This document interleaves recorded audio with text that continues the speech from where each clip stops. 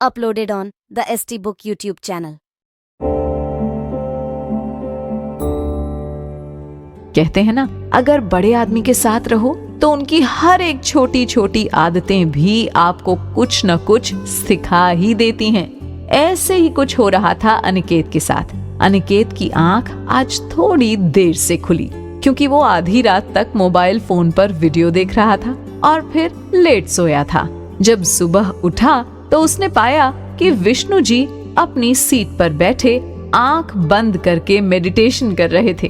विष्णु जी को मेडिटेशन करता देख अनिकेत का मन अंदर ही अंदर खुद को कोसने लगा, जैसे देर से उठकर उसने कोई गुनाह किया हो। वो नीचे उतरकर विष्णु जी को गुड मॉर्निंग विश करके सीधे बाथरूम की ओर जाता है।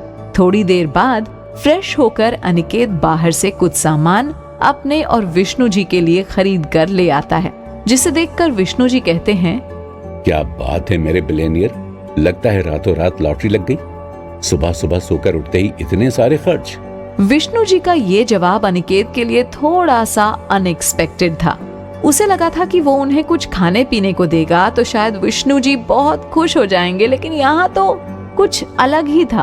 विष्णु जी ने अनिकेत से कहा, मुझे मालूम है तुम ये सब बड़े प्यार से लेकर आए हो, और मैं ये नहीं कहता कि ये सब खरीदना बेकार है, लेकिन अपनी इस आदत से तुम और भी गरीब बनते जाओगे।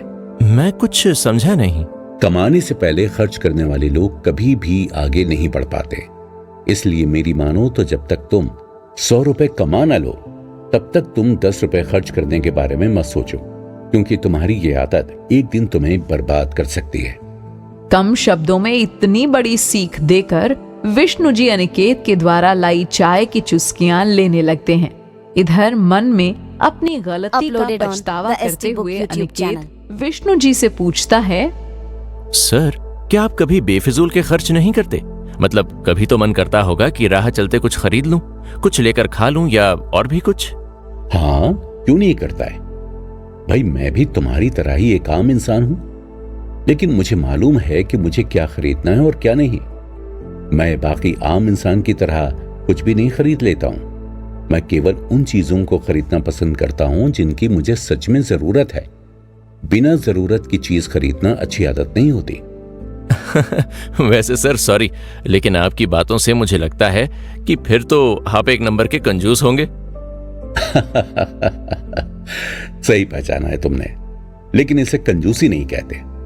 मैं बस फिजूल के खर्च से बचता हूं, और सच बताऊं तो मैं बार्गेनिंग भी बहुत करता हूं। बार्गेनिंग भी करते हैं? वाह। हाँ, क्योंकि मेरा मानना है कि जो व्यक्ति बार्गेनिंग नहीं करता है वो बेवजह अपने पैसे बर्बाद करता है। बार्गेनिंग ना करने की आदत भी इंसान की गरीबी में बहुत बड़ा रोल अदा करती है। विष्णु जी की ये बातें अनिकेत को थोड़ी सी अजीब लगती हैं। उसे ये समझ में नहीं आ रहा था कि आखिर बार्गेनिंग न करने की आदत इंसान को कैसे भला गरीब बना सकती है। वो अपनी इस कंफ्यूजन को दूर करने के लिए इसका भी जवाब विष्णु जी से पूछ लेता है। सर, हमारी बार्गेनिंग ना करने की आदत हमें कैसे गरीब बना सकती है? क्या आप मुझे इसका एग्जाम्पल बता सकते हैं? हाँ बिल्कुल। देखो, अभी अभी तुमने ये चाय 20 रुपए की खरीदी है। अगर मैं होता तो शायद बार्गेनिंग करके इसे 15 या 10 रुपए में खरीदता। इस तरह से मैं अपने 5 रुपए या 10 रुपए बचा सकता था। अब क्योंकि ये केवल एक चाय की बात है, इसलिए ज्यादातर लोग इसे छोटा अमाउंट समझकर इग्नोर करते हैं। लेकिन जरा सोचो कि अगर तुम कोई प्रॉपर्टी खरीदते हो जिसकी कीमत 10 से 20 लाख है, अब वहां पर अगर तुम बार्गेनिंग करोगे तो कम से कम लाख से 2-3 लाख रुपए बचा सकते हो।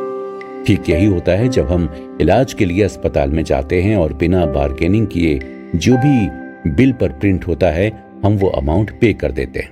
इससे हम कम दाम वाली चीजों के लिए भी एक्स्ट्रा अमाउंट करके चले जाते हैं। Thank you sir. शायद आप नहीं होते तो मैं इस बात को समझ ही नहीं पाता, क्योंकि मुझे ऐसा लगता है कि लोग मुझे कंजूस समझेंगे। इसलिए आज तक जितना भी मॉल या कहीं और से कुछ शॉपिंग की है, मैंने कभी भी बार्गेनिंग ही नहीं की। मुझे तो ये पहले से पता था। एक बात बताओ, तुम लोग दुनिया के बारे में इतना क्यों सोचते हो? जो रियल में है वो बनो ना, जो नहीं हो वो दिखने की कोशिश क्यों करते हो? जब तक तुम अपनी सच्चाई को कबूल नहीं करोगे और तुम उन्हें बदलने की कोशिश नहीं करोगे, तब तक तुम नहीं बदल सकते, क्योंकि ऐसा करके तुम किसी और को नहीं, खुद को धोखा दे रहे हो। हाँ सर, अब मैं समझ चुका हूँ और मैं आगे से ये काम बिल्कुल भी नहीं करूंगा। बल्कि अब तो कुछ भी हो जाए, मैं हर एक छोटी छोटी चीज के लिए भी बार्गेनिंग करूंगा, ताकि मैं अपने ज्यादा पैसे सेव कर सकूं। वैसे मैं आपसे एक और सवाल पूछ सकता हूँ? हाँ, पूछो ना। अनिकेत को मालूम था कि अगले कुछ घंटे में उन दोनों का सफर खत्म होने वाला है, और इससे पहले कि वो दोनों अपने अपने स्टेशन पर उतर जाएं, अनिकेत अमीर बनने की कुछ जरूरी टिप्स विष्णु जी से लेना चाहता था। बस फिर क्या, उसने उनसे पूछ लिया, गरीबी से बचने के लिए मुझे क्या कुछ नहीं करना चाहिए? आपने मुझे इसके बारे में तो बता दिया, लेकिन आपने अभी तक मुझे अमीर बनने के लिए क्या करना चाहिए ये नहीं बताया। देखो अनिकेत, मुझे मालूम है तुम्हें इस सवाल के जवाब का बेसब्री से इंतजार है, और इसीलिए तुम कल से मुझसे ये सवाल पूछ रहे हो। ये बताना मेरे लिए बहुत आसान है, लेकिन उससे पहले मैं तुम्हें ये समझाना चाहता हूं कि तुम्हें क्या नहीं करना है। क्योंकि पैसे इन्वेस्ट करने से पैसे तो बनेंगे, लेकिन तुम अपने खर्च के ऊपर कंट्रोल नहीं करोगे, अपनी हैबिट में सुधार नहीं करोगे, तो जितनी तेजी से पैसे आएंगे उतनी ही तेजी से चले भी जाएंगे। अनिकेत को विष्णु जी का इशारा साफ साफ समझ आ गया था कि उसे पैसे कमाने से ज्यादा उसे कैसे बचाना है, और पैसा बर्बाद ना हो इसके लिए उसे क्या करना है ये जरूरी है। इसलिए वो चुपचाप विष्णु की बातें सुनता है। और एक बात, जिस तरह तुम मुझे ग्रोथ करने के बारे में पूछ रहे हो, हालांकि मैं तुम्हें कोई गलत एडवाइस नहीं दूंगा, लेकिन हमारी ये आदत भी हमें कई बार जोखिम भरे परिणाम देती है। इसलिए बेहतर होगा कि तुम अपनी ग्रोथ का रास्ता खुद बनाओ।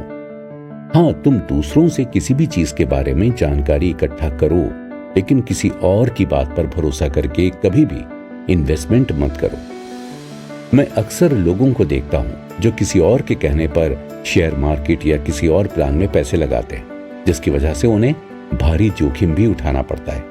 इसलिए किसी और के ऊपर डिपेंड होने से बेहतर है कि तुम खुद उन चीजों के बारे में जानकारी इकट्ठा करो और खुद अपनी नॉलेज के अनुसार इन्वेस्टमेंट करो। ऐसा करने से तुम्हारे रिस्क के चांसेस कम हो जाते हैं। हाँ, लेकिन तुम प्रोफेशनल एडवाइजर की हेल्प ले सकते हो। एक तो तुम्हारे सामने ही बैठा है? सर, मैं भी तो कल से वही करने की कोशिश कर रहा हूँ। एनीवेज, मैं किसी और की बातों पर जल्दी नहीं आता हूँ, क्योंकि मैंने भी कई बार अपने दोस्तों के कहने पर इन्वेस्टमेंट की है और मुझे भी केवल फेलियर ही मिला है। लेकिन अब मैं आगे से खुद के नॉलेज के अनुसार ही इन्वेस्टमेंट करूंगा। तो क्या अब आप मुझे कुछ टिप्स देंगे? हाँ, बिल्कुल। विष्णु जी मुस्कुराते हुए अनिकेत की तरफ देखते हैं और फिर कहते हैं, मैं तुम्हें कुछ सिखाऊं उससे पहले तुम्हें वादा करना होगा कि तुम अपने अंदर के इन सभी बैड हैबिट्स को दूर करोगे, क्योंकि मेरी टिप्स तुम्हें पैसे कमाने में मदद तो कर सकती हैं, लेकिन उन्हें बचाने की जिम्मेदारी तुम्हारी होगी। तब जाकर तुम अमीर व्यक्ति बन पाओगे, वरना हजारों लोग रोजाना पैसे कमाते हैं और बर्बाद कर देते हैं। अब तुम ही देखो, एक भिखारी जो रोज कम से कम 500 से 1000 रुपए कमाता है, लेकिन अपनी आदत की वजह से वो कभी भी अमीर नहीं बन पाता है, जबकि देखा जाए तो महीने में 15,000 से 30,000 रुपए तक कमाता है। वही प्राइवेट सेक्टर में 15,000 से 30,000 रुपए तक की नौकरी करने वाला व्यक्ति एक अच्छी जिंदगी जीता है। इनके पीछे की वजह है उनकी आदत, समझे? दोस्तों, जो भी हो, विष्णु जी की इस बात में सच्चाई तो थी, क्योंकि हम वीडियो सभी क्रेडिट राशिद कहीं ना कहीं 7FG। पैसा तो बहुत कमाते हैं, लेकिन अपनी इन्हीं बैड हैबिट्स की वजह से हम मनमाना पैसा पानी की तरह बहाते हैं। तो अगर आप भी इन आदतों से परेशान हैं, तो अपनी हैबिट में सुधार करके आप भी अच्छे खासे पैसे बचा सकते हैं।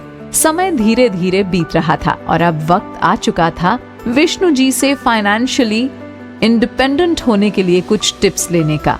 तो फाइनेंशियल फ्रीडम पाने के लिए विष्णु जी ने क्या कुछ टिप्स दिए, जानेंगे हम अपने अगले एपिसोड में। तो कहीं जाइएगा नहीं।